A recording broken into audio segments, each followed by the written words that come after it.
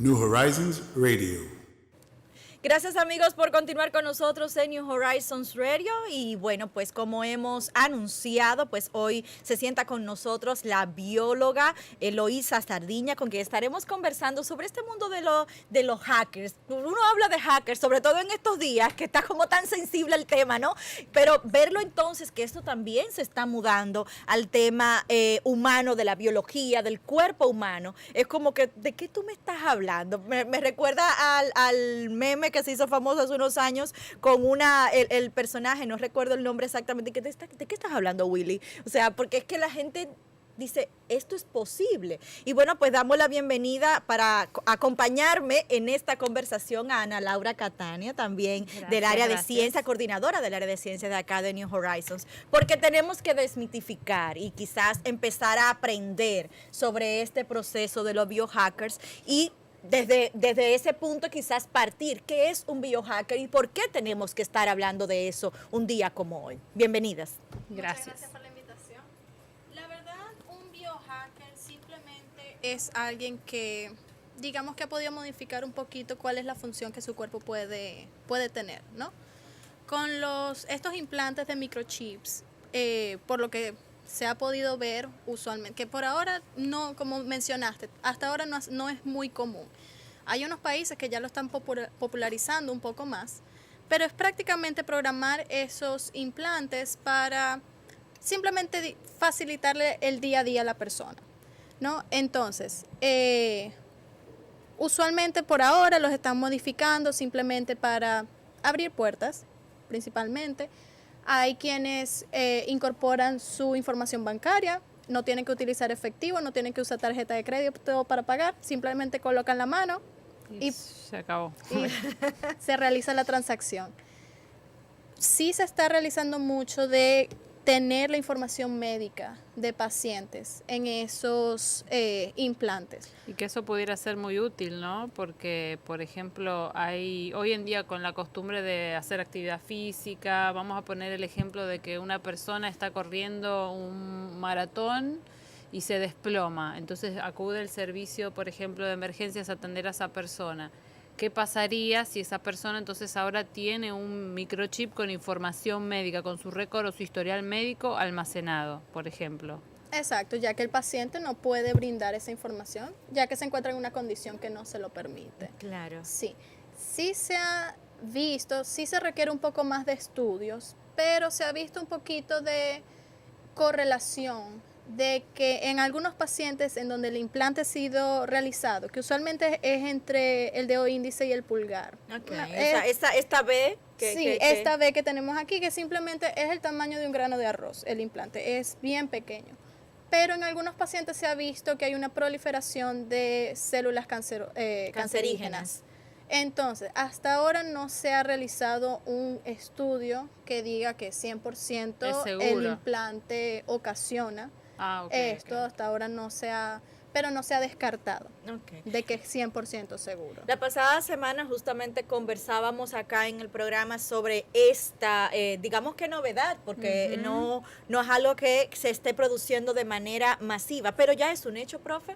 ¿Estamos trabajando esto todavía plan piloto o realmente ya eso se está utilizando de manera formal, como veíamos la pasada semana que ya en Rusia, por ejemplo, hay quienes lo están desarrollando? Sí, no, y en Europa, especialmente en Suecia, ya se está empezando a popularizar. Por lo que estuve investigando, ya alrededor de unos 4.000 ciudadanos en Suecia ya están utilizando estos microchips, estos implantes, simplemente para el día a día, facilitar un poco los quehaceres del día a día principalmente. Y esto entonces usted señalaba de colocarlo en el espacio entre el dedo índice y el pulgar. Ese, digamos, es un lugar muy común para hacerlo. ¿Cuál sería, usted hablaba de la posibilidad de que produzca algunas células cancerígenas, pero hasta el momento este sería el único riesgo? ¿Puede quizá existir la posibilidad de que esto se descomponga dentro del cuerpo y crea quizá, o sea, ¿cuáles serían los posibles riesgos, además de este extremo, verdad, que pudiera ser el tema del cáncer? Sí, hasta ahora ya al punto que ha llegado que se puede realizar en humanos porque ya se ha descartado eso. porque ya los materiales que se utilizan para estos dispositivos, para los implantes, quiere decir que son materiales que no son fáciles de biodegradar, que el cuerpo no los degrada, y al momento de que si se desgastan, tienen su vida útil, ¿no? Que usualmente, por lo que estuve viendo, un par de meses. O sea ¿sí? que hay que estar reemplazando este dispositivo. Al menos con pruebas médicas. Eso sí lo he estado revisando, lo he estado investigando. Que otra función que es muy útil en el ámbito médico es el de terapias hormonales, ya que el implante puede dispensar la dosis adecuada de la Microdosis. hormona. O sea, Ajá. que se programa para que cada cierto tiempo Para eso... que cierto tiempo pueda libere una dispensar dosis. la dosis de hormona para tratar ciertas condiciones, y claro, tiene su cantidad finita de hormonas. Y como estuviste investigando, me gustaría yo hacerte la pregunta de que en qué poblaciones se ha probado este dispositivo, como en qué edades, por ejemplo. ¿Se ha probado en niños, en adultos mayores, solamente en adultos? No, solamente en adultos, por lo que he podido investigar hasta ahora. No se ha tratado con niños ni con ancianos. No. Y entonces ese tratamiento, por ejemplo, para el tema médico, ¿hay algún tipo de patología específica que esté utilizando este tipo de alternativa para colocar la medicación? Lo que sí averigüé fue que es muy común, o al menos se está tratando de popularizar, en el tratamiento de osteoporosis. Ah, mira, qué interesante. Sí, en la hormona que promueve La regeneración. la formación ósea. Exactamente. Aclasta, no se pueden decir marca, pero me acordé. Ok. Sí. Ah, pero mira qué interesante. Y entonces, profe, ¿qué tipo de señales pudiera emitir esto? Porque señalaba usted hace un momentito, como bien conocíamos acá la pasada semana, que hay gente que está simplemente colocándosela para abrir la puerta. En otra información que veía yo es que hay gente que lo está utilizando simplemente para bromear, que se coloca dispositivos de estos con capacidad de imán o imanes, y también entonces bromea y hace, o sea, entonces ya de alguna forma no hay quizás un control establecido para el uso de estos dispositivos. Entonces, ¿qué tipo de señales de repente puede esto afectarme en el cuerpo o impactar en el exterior de la persona? Claro. Por ahora el que más se ha popularizado es el de radiofrecuencias, que es el que permite realizar las transacciones, el que permite abrir puertas electrónicas, o simplemente hay quienes lo han programado para encender el auto o programar una llamada Una telefónica. especie de sensor. Sí, principalmente ese es el que más se ha popularizado. Por lo que entiendo, cuando son de uso médico, ya tiene su programación implantada, no necesita ninguna señal, sino que cada cierto tiempo. Es simplemente como una memoria. Es como una memoria, exactamente. Sí. ¿Y cuáles podrían ser los potenciales riesgos de utilizar esto ya en el tema de seguridad personal? Ajá. Porque allí puede suceder cualquier cantidad de Sí. cosas a través de este dispositivo. Yo puedo, siendo una persona no bien intencionada, desarrollar Imagínate. esto si todavía no hay un control, ¿no? Exacto, que eso es algo que sí se ha visto, en donde todavía hay mucha, por eso no se ha popularizado a gran escala, porque todavía hay gente que tiene esos temores. Pero imagínate, Loisa, si estabas diciendo recién que tú puedes tener toda tu información bancaria Correcto. en un, En un granito de en arroz. un microchip. Entonces, Sí. sabemos lo que está pasando. Por ejemplo, ahora yo estaba hablando la semana pasada con una amiga que vive en Estados Unidos con el tema que le han robado su identidad. Entonces ella le están llegando todo el tiempo mensajes de que fulanita, abriste una cuenta de banco, sacaste una tarjeta de crédito en tal banco, y ella dice, pero es que yo no hice eso, es que Wow. le han robado su identidad. Entonces, como estamos en estos días con ese tema del robo de identidades, de información a través de lo que son los medios y métodos electrónicos, me imagino qué riesgo tener tanta información valiosa así. Claro, porque estamos hablando que es una microcirugía, ¿no? Para Sí. poder, o sea, que de igual manera, con una pequeña incisión se puede colocar, pero con una pequeña incisión de repente yo puedo también extraer esto. En el mundo de la criminalidad, cualquier Claro. cosa que podamos imaginar, lamentablemente pudiéramos quedarnos No, y cortos. se ha comprobado que no se necesita extraer el dispositivo para poder hackearlo. Sí. Eso es un punto Hubo sumamente importante. un investigador británico que él se implantó uno de estos microchips y él programó un virus de computadora para ver si se lograba infectar el chip sin necesidad de contacto directo por cables ni nada, sino por red Wi-Fi, tal cual como se contagia cualquier Otro computadora. computador. Y sí se logró. Él es considerado el primer humano infectado por un virus de computadora. Wow. O sea, o sea, realmente esto puede tener muchas cosas positivas, Sí. pero de igual manera mayores riesgos, porque así como pudiéramos hablar de algoritmos alterados, de demás, Exactamente. también Bueno. esto es un computador, o sea, Es una algo mini computadora. claro que Como todas las ventajas que tiene la tecnología, también tiene su lado que no es muy bueno. Sí, yo digamos. había leído, Loisa, que una ventaja, creo hasta el momento que simplemente está en fases de pruebas, piloto, ¿no? Pero que estos chips también pueden manipular o intentar manipular la información genética humana con fines médicos también, ¿no? Ujú. Bueno, ya cuando hablamos de genética, no son implantes mecánicos, no son implantes tecnológicos como tal, sino ya son moléculas modificadas Ok. para que hagan ese trabajo. Que uno que se popularizó, se descubrió en el 2012, si recuerdo bien, y hasta ahora se ha popularizado mucho para tratar diferentes enfermedades debido a mutaciones en el ADN, es el segmento de ADN CRISPR, que es de células procariotas, muy, muy útil para Porque poder... Para que la gente entienda, las células procariotas, los que no están Sí. sumergidos en la biología todos los días, existen dos tipos Ya. de células, eucariotas y procariotas. Entonces, las procariotas son Son las más sencillas, sí, Ujú. son como bacterias. exacto, Exacto. organismos bien sencillos. Bien sencillito. Ellos tienen su ADN y científicos lograron descubrir este segmento de ADN que para las bacterias les permite, digamos que su sistema inmune contra virus. Entonces, los científicos lo que hicieron fue extraer este segmento de ADN y poder utilizarlo de la manera que ellos quieren, que es simplemente cortar segmentos de ADN que han sido mutados y que ocasionan ciertas enfermedades. Se está investigando como tratamiento para diferentes tipos de cáncer. En China se está utilizando para tratar cáncer de esófago, que al parecer es un tipo de cáncer muy común en China. Que con el cáncer simplemente son mutaciones de ADN que Pedacitos de cadena que hay que tratar de eliminar. exacto, que descontrolan la división de las células normal y prolifera la formación de tumores, ¿no?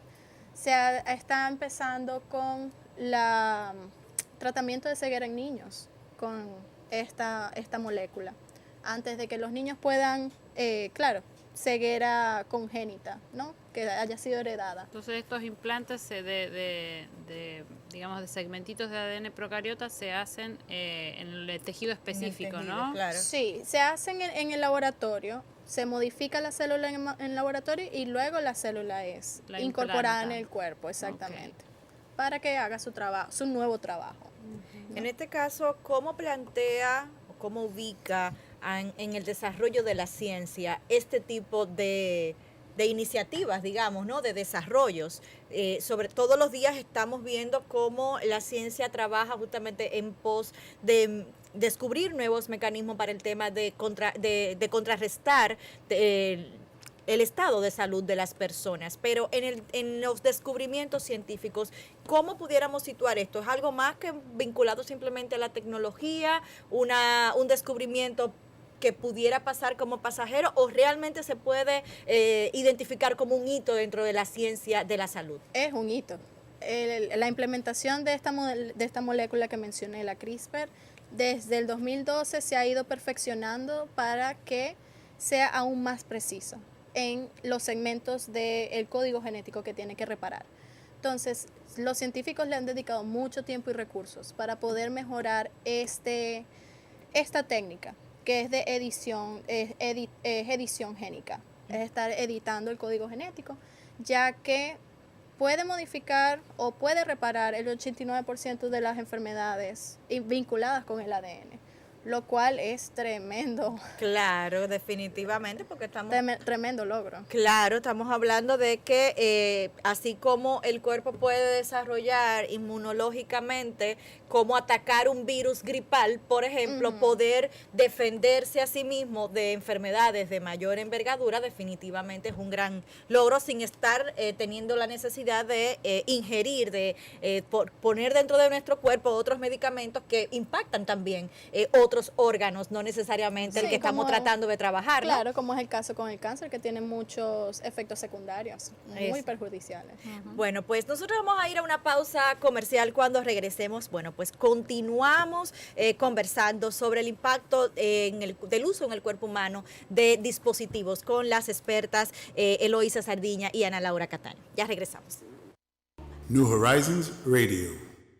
Amigos, gracias por continuar con nosotros en New Horizons Radio a través de Neon 89.3 y agradecer también a los que están conectados con nosotros a través de nuestros streaming en YouTube, en Facebook y en Instagram. Recordando que cada una de estas entrevistas pues queda colgada en nuestros sistemas de reproductores de audio en Spotify y demás. Bueno, pues hoy seguimos conversando sobre los biohackers, qué son y cómo impacta pues su uso en el cuerpo humano.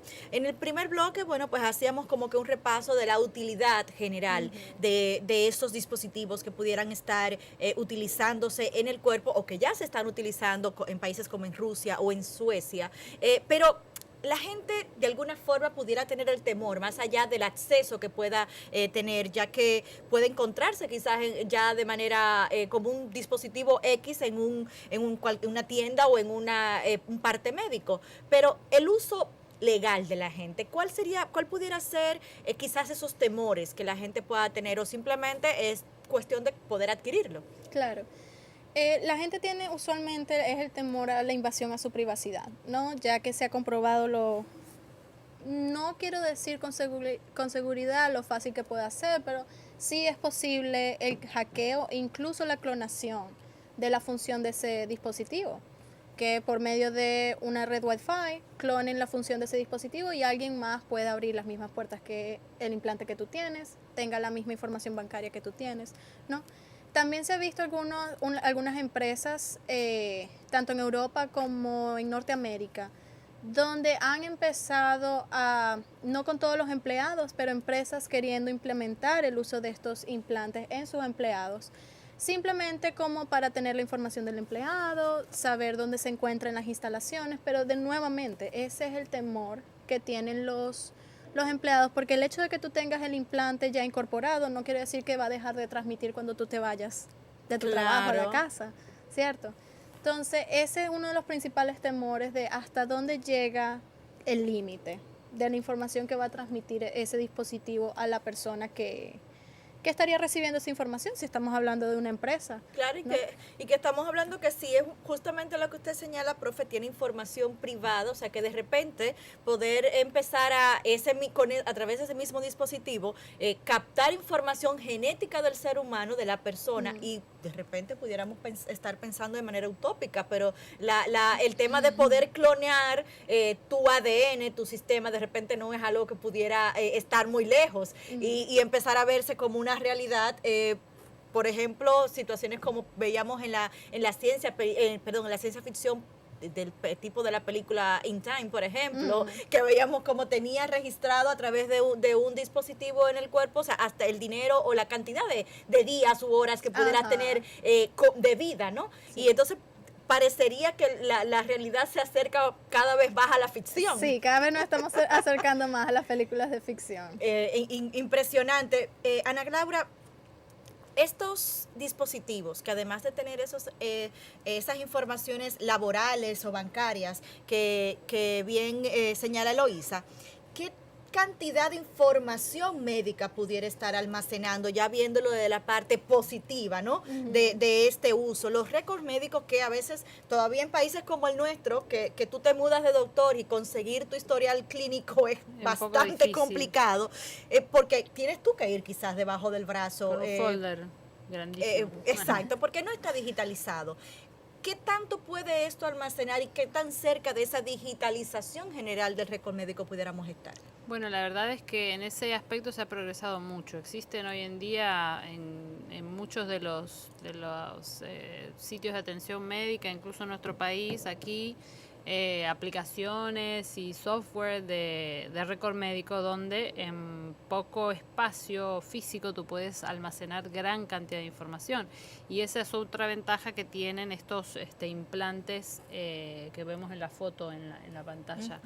¿Qué tipo de información? Bueno, a lo mejor una persona que tenga una patología importante, crónica, como por ejemplo una persona con diabetes, Que tienen que administrarse cada día, ¿no? La que insulina. exacto, que necesita que cualquier otro profesional de la salud que vaya a atenderlo, no solamente su médico de cabecera, necesita tener información de ese paciente, como por ejemplo sus últimos análisis laboratorio de sangre, la medicación que utiliza, las dosis que utiliza, resultados de estudios de diferentes sistemas del cuerpo para saber si esas glicemias han estado controladas y no han logrado dañar esos sistemas del cuerpo.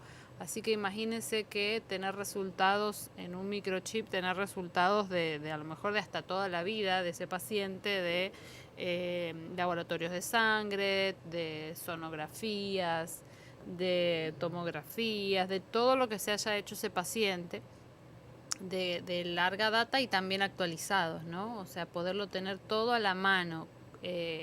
Y vuelvo al ejemplo del principio, si ese paciente tiene una emergencia, está solo, está inconsciente y de repente llega el sistema de salud a atenderlo y a darle su atención de emergencia, pues tener de una vez toda esa información para saber cómo proceder. Esto definitivamente es una alteración del sistema regular, o sea, del cuerpo humano. ¿Pudiera tener médicamente, Ana Laura, un efecto secundario, tú tener algo alojado en tu cuerpo? Bueno, claro. Independientemente de que puedan tener quizás los estudios de que puedan revestirse de silicona, de que sea quizás algún material que no sea quizás perjudicial en el sentido extremo, pero tú tienes alojado algo que no cuerpo es extraño. natural, ¿no? Dentro del Sí, cuerpo. eso se llama un cuerpo extraño y el cuerpo humano tiende a hacer reacciones para reconocer o para que uno se dé cuenta que hay algo que no está... Que Hay no, algo que, extraño. exacto, Claro, no es para normal. defenderse. Y normalmente una de las primeras cosas en las que yo pensaba cuando digo, bueno, la colocación de un chip o algo así de esa naturaleza, cualquiera sea el material, tienen que hacer o sea, procurar que sea un material agradable para el cuerpo, bioaceptable. Claro. Tiene un nombre, ahora no me acuerdo, el tipo de material, porque para que no se genere la reacción inmune normal del cuerpo para reconocer ese cuerpo extraño, Y ¿no? asumo que hay que hacer una cantidad de estudios, quizá por ejemplo de alergias o cualquier Claro. otro tipo de relación para poder saber si tú puedes eres alojar, compatible. ¿no? Ajá. este dispositivo en el Claro, cuerpo. porque el sistema inmune eso es lo que hace, genera una respuesta de inflamación, de retención de líquidos y demás alrededor de ese cuerpo extraño. Claro. Entonces, para poder, digamos, que tenga la utilidad para la cual fue creado ese dispositivo, pues tiene que ser de un material que evite justamente esa respuesta del cuerpo. Y si yo el día de mañana quiero comprarme un aparatito de esto y decir, bueno, Ay, la yo no pastilla que quiero. yo me... Estoy poniendo un ejemplo. La pastilla que yo me debo tomar todas las mañanas para mi taquicardia me la va a suplir, ¿no? Este dispositivo en la mano. ¿Es algo que se puede comercializar internacionalmente? ¿Qué tan accesible a nivel monetario pudiera ser? Hay que ver las leyes de comercio internacional. ¿En qué posición está esto ya para la adquisición en sí? Sí, bueno, por lo que hemos estado viendo con Europa, no debe ser tan difícil de adquirir por la gran cantidad de gente que lo está empezando a utilizar. Sí se debe dirigir al especialista, no es simplemente hacerlo en Que casa. yo quiero sino y punto. Exacto, tiene que tener sus regulaciones para uno estar seguro de qué es lo que te están implantando, ¿no? Y además que hay que pensar siempre que echa la ley, echa la trampa. Entonces, imagínate la cantidad de chips falsificados que van a Claro. Imagínate, claro. Entonces hay que cuidarse también de eso. Por eso es importante las regulaciones. Sí. O sea, que de repente acá en Dominicana no es que yo voy a entrar a Amazon y voy a pedir un chip con mis No. especificaciones, sino que eso está regulado médicamente, Y, ¿no? Sí. tenemos que recordar también que esto está en pañales, o sea, esto está Exacto. comenzando, dijo Eloísa, realmente para lo que más se está utilizando en Europa es para como un sensor para abrir puertas, Cosas sencillas. Exacto. Exacto. Comandos de programación sencillos. Bueno, no sé qué otro tipo de información se nos puede estar quedando en esta conversación.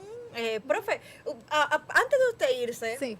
vamos a dar un girito en el tema del día de hoy, porque pudiéramos ver esto como algo muy profesional, pero de repente esto puede empezar a estudiarse en su clase de AP Biology, por ejemplo, que bastante, quizás por lo menos el estudio.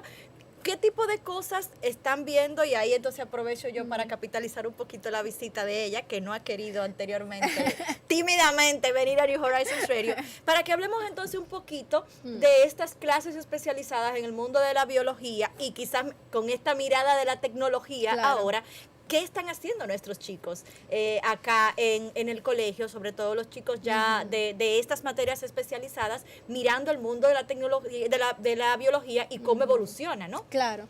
Sí, bueno, con el programa se cubre un amplio número de temas que son prácticamente casi nivel universitario para los muchachos. No es fácil, no es fácil para los pobres, pero de verdad que le dedican muchísimo a la clase porque se tiene que cubrir tanto el aspecto micro de biología, que ya son las células, su funcionamiento, cómo se comunican entre bioquímica de ellas, las la células. bioquímica de las células, cuáles son los Mucho diferentes decir. tipos de moléculas que existen en el cuerpo, cómo funcionan, incluso cómo interactúan entre ellas.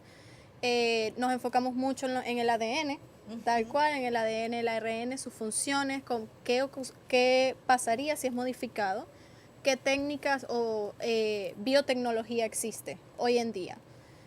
Cuáles son las técnicas de última generación que se están implementando, sea en laboratorios, sea en universidades, tanto para el estudio de esas moléculas como tal, como también cómo se pudiese modificar y qué consecuencias pudiese traer esto para el área que se está estudiando, sea medicina, sea biología, sea química o bioquímica, ¿no? Y también tenemos nuestro lado ya macro, que ya es desde el cuerpo del organismo, ¿no?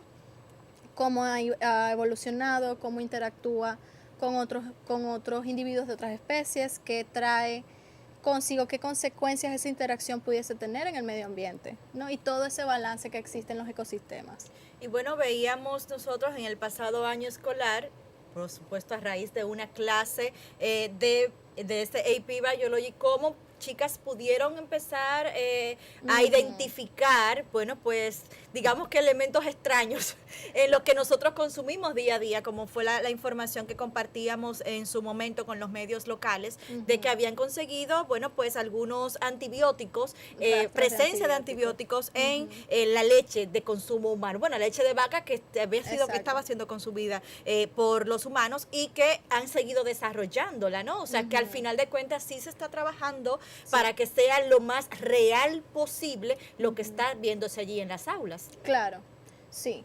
Con este que fue un tema genial que decidieron idear para su Global Expo, fue increíble haber encontrado estos rastros de antibióticos porque pueden tener sus efectos secundarios para las personas que lo consumen, ya que el abuso de consumos de antibióticos, eso lo que va a generar es resistencia a bacterias, originando estas superbacterias que son resistentes a todos los antibióticos O sea, creados hasta el momento. Y las consecuencias que eso tiene entonces luego en la medicación que requiere la persona, ¿no? En caso de ser Y necesario. en todo nivel, yo estaba hablando con un doctor que fue director de diferentes hospitales en Estados Unidos por muchos años, o sea, me refiero a esto porque él tiene mucha experiencia como medicina de familia, y él me decía, no se olviden también de que el abuso de antibióticos altera el crecimiento de los niños.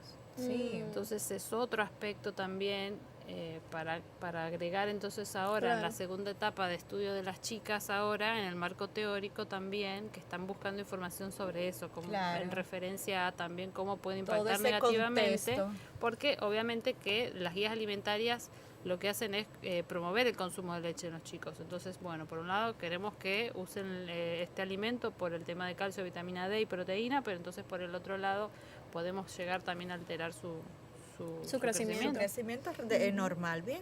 Profe, sabemos que están ustedes preparándose para las Olimpiadas de Biología. Cuéntenos un poquito sobre eso, cuándo van a ser, cómo están los preparativos, cuántos chicos tenemos nosotros allí próximamente en esta competencia.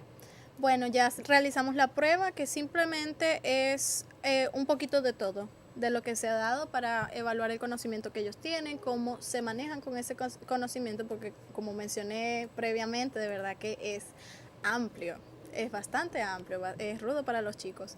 Pero hasta ahora ya tenemos nuestro top 4 de que pueden participar en la Olimpiada. ¿Y eso categorías qué es? Podemos señalar quizás rangos, edades, Las grados. son de bachillerato y son chicos de 15 a 17 años, Sí, más o menos. Más o menos. Ya nosotros efectuamos lo que es nuestra interna y elegimos nuestros ganadores. Y entonces ahora esos 4 ganadores van a estar entrenándose para poder participar en lo que va a ser la del distrito escolar, que es alrededor, no me acuerdo la fecha exacta, pero es cerca del 20 de marzo. O sea que primero vamos a esta distrital, luego Exacto. regional y luego entonces la nacional, ¿cierto? Y Ujú. bueno, pues ahí ya vamos a las mundiales, Bueno. dependiendo de cómo nos vaya. Ok, y entonces estos chicos que han podido clasificar en estas internas de bachillerato, ¿son los chicos de la clase regular? ¿O realmente hay un esfuerzo extraordinario de esos que están en las clases avanzadas? Nosotros tenemos en lo que es biología, las clases regulares de biología y las clases de pre-AP, que son los que están interesados en tomar el avanzado, el AP. Entonces los que los que hicieron estas pruebas fueron los chicos de AP, ¿verdad? Los avanzados, Los sí. avanzados. Ujú. Sí, ya Porque que con los de pre-AP es Todavía no su han primer terminado. Todavía, exacto. claro. Es su primer año que ellos están viendo. Esos son noveno, ¿no? Noveno grado, exactamente. El AP es 10º. Que este año tuvimos 5 chicas interesadas de 12º. Buenísimo. Buenísimo. Pero sí, decidimos realizar las Olimpiadas con los chicos de 10º porque ya tienen ese background, ya tienen esa Hay una historial con base. biología, su base de biología del año pasado, mientras que los chicos de noveno es primera vez que están viendo O sea, biología y de manera tan profunda. Y es interesante que aunque son chicos que tú puedes llegar a decir, bueno, pero si tomaron un AP de biología están preparados para cualquier cosa, pero las Olimpiadas son tipos de ejercicios diferentes. Entonces, más allá de que nosotros tenemos ahora estos 4 ganadores, vamos a tener estas semanas que quedan antes de la regional para prepararlos. Estamos utilizando cuadernillos de Olimpiadas pasadas, también de otros países, las Sí. Olimpiadas de Argentina, las Olimpiadas de Biología de España, para que ellos puedan prepararse mejor para enfrentar entonces esa prueba que van a tener en marzo y que van a hacer en español, que para ellos también es un reto, Es porque un la reto. materia... Increíblemente. Ayer teníamos aquí, aparte del equipo de debate, y antes de salir a las cámaras, el problema de ellos era eso, o sea, si hablo en español, si hablo en inglés, o sea, Sí. que al final de cuentas, hasta eso pudiera parecer una limitante a veces, porque ya Claro. empiezan a construir un Ellos ya tienen pensamiento. todo el conocimiento en inglés, saben cuáles son los términos biológicos es en inglés, que a veces unos que otros sí son igualitos en español, pero hay otros que son completamente Sí, no, diferentes. es un inglés más técnico, ¿no? Sí, o sea, que al mucho final más de técnico. cuentas Por eso que nos les importa reta. mucho el tema de la preparación ahora, que Claro. se preparen en Porque español. el conocimiento lo tienen. Claro. Ahora es traducirlo al español. Exacto. Ay, ay, ay, ay, Sí. ay. Bueno, pues de verdad que ha sido más que un placer poder contar con ustedes. Siempre. Definitivamente 2 expertas que suman cada vez que se sientan a conversar con nosotros, y profe Loisa tiene que venir más a menudo. Ya, Ay, sí. ya Ana Laura es de aquí, pero usted tiene que visitarnos más a menudo porque definitivamente aprendemos y esa es la idea, ¿no? Claro. De verdad que es un placer y contamos, por supuesto, con que nos vayan dando dando las actualizaciones Claro. de ese camino, de esa carrera hacia De las la Olimpiadas, Olimpiada, porque ay, ay. definitivamente concita mucha la atención, porque Claro, claro. son espacios en los que podemos de alguna forma pues seguirnos entrenando en la carrera del aprendizaje, que al final de cuentas es lo que es importante. Claro que sí. Claro. Bueno, pues muchísimas gracias y seguir dándole seguimiento, señoras, a este tema de los biohackers, porque ya es un camino que arrancó, ya lo que hay Sí. que ver por dónde continúa su desarrollo. Exactamente. ¿Verdad? Gracias a ustedes por estar ahí con nosotros en esta conversación. Vamos a una pausa comercial y regresamos en la recta final de New Horizons Radio. New Horizons Radio.